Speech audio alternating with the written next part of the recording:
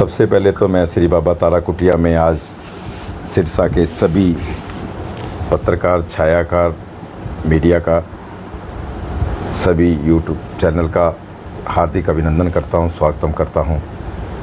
श्री बाबा तारा जी की कुटिया में बाबा जी का जन्म फागन की शिवरात्रि का, ब्रह्मलीन बाबा जी सावन की शिवरात्रि को हुए 27/7/2003 में।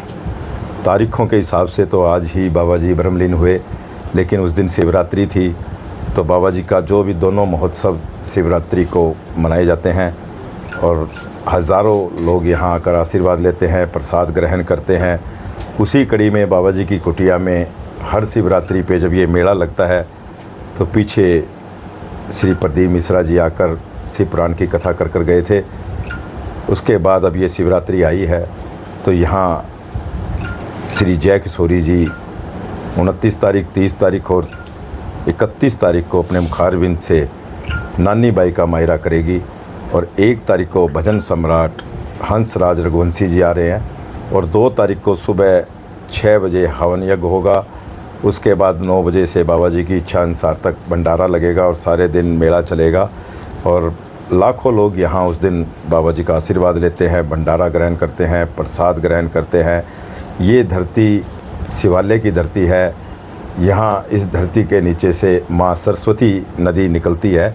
जहाँ बाबा जी ने ये जगह चुनी, जहाँ बाबा जी यहाँ विराजमान हुए और जब बाबा जी चोले में थे अपने, तो ये उस टाइम एकदम जंगल था। और जब बाबा जी ने अपना मन बनाया कि मैं शिवरात्रि के दिन ब्रह्मलीन होऊंगा, अपनी इच्छा के अनुसार उन्होंने हरिद्वार के अंदर गंगा के किनारे पर अपना चोला छोड़ा शिवरात्रि के दिन।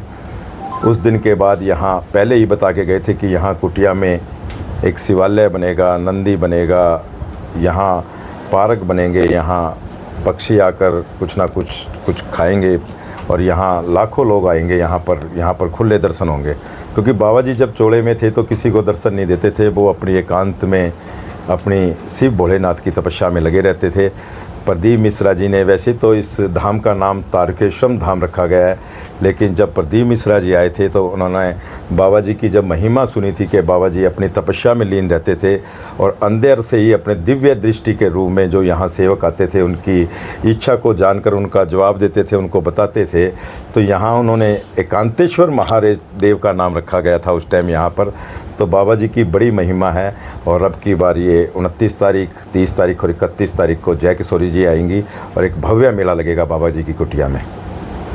अभी इसके बाद ये तो शिवरात्रि के महोत्सव की तैयारियां हैं और बाबा जी के आशीर्वाद, सिरसा के जो परिवार हैं, आसपास के जो बाबा जी के भगत हैं, उन पर अपार कृपा रहती है।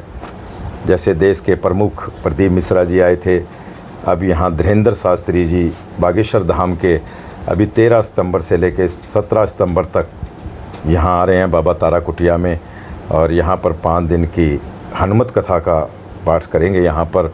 और उस टाइम लगता है कि लाखों की भीड़ यहाँ जुटेगी बाबा जी की कुटिया में। बाबा जी का बड़ा आशीर्वाद है और उसी आशीर्वाद से लोगों का यहाँ भला हो रहा है। लाखों श्रद्धालुओं के लिए लंगर की क्या पर व्यवस्था की गई? देखिए, ये श्री बाबा तारा चैरिटेबल ट्रस्ट बाबा जी की अपार कृपा है। यहाँ लंगर, भंडारे, रहने की सुविधा ये बाबा जी की कुटिया में की जाती है और यहीं रहते हैं। सबका भंडारा लगता है। लाखों लोग, चाहे कितने भी लोग आए, सबके लिए हमने, जहाँ भी अगर किसी की डिमांड आ रही है, कोई गाड़ी मांग रहा है हम उनको गाड़ी दे रहे हैं, कोई बस मांग रहा है उनको बस दे रहे हैं। और लोकल शहर में सभी जगह, हर वार्ड में हर जगह पे गाड़ियाँ लगेगी यहाँ तारा बाबा कुटिया में आने जाने के लिए। फ्री सर्विस, फ्री सेवा होती है बाबा जी की तरफ से। नहीं पास नहीं होते कि बाबा जी की कुटिया में कभी भी जो पहले आएगा वो पहले स्थान पाएगा। आप सभी यहाँ आएँ, अपने परिवार को लेकर आएँ और ये एक भव्य आशीर्वाद है बाबा जी को। इस आशीर्वाद को सभी को हमें ग्रहण करना चाहिए। 1 तारीख को तो भजन संध्या है, भजन सम्राट हंसराज रघुवंशी जी आ रहे हैं पहली बार सिरसा में और 2 तारीख को सुबह 6 बजे हवन होगा और उसके बाद बाबा जी के आशीर्वाद से सारे दिन भंडारे लगेंगे। बाकी भव्य झांकियाँ, भव्य संगीत, ये सब चीज़ें चलती रहेगी। पढ़ाए गए हैं, लेकिन बहुत लाखों के लोग आते हैं, श्रद्धा है सबकी। लेकिन और अगर जितना भी ज़रूरत पड़ती है इंतज़ाम हो जाता है बाबा जी की कृपा से। अगर कोई लगेगा तो और इंतज़ाम करेंगे। वैसे कि इंतज़ाम बहुत किए हैं पहले से, अब ज़्यादा इंतज़ाम किए हैं और करेंगे इसके बाद। क्योंकि प्रदीप मिश्रा जी ने जो प्रदीप मिश्रा जी के जो सेवक हैं, भगत हैं, वो बाबा जी के मुख से आवाज़ निकलती है भोलेनाथ की, वो उनको भोलेनाथ के रूप में पूछते हैं, तो वो कहते भी मेरी कथा जो 5 कथा सुन लेता है, सुननी होती तो कथा सुनने के लिए लोगों की ज़्यादा पारबीट रहती है।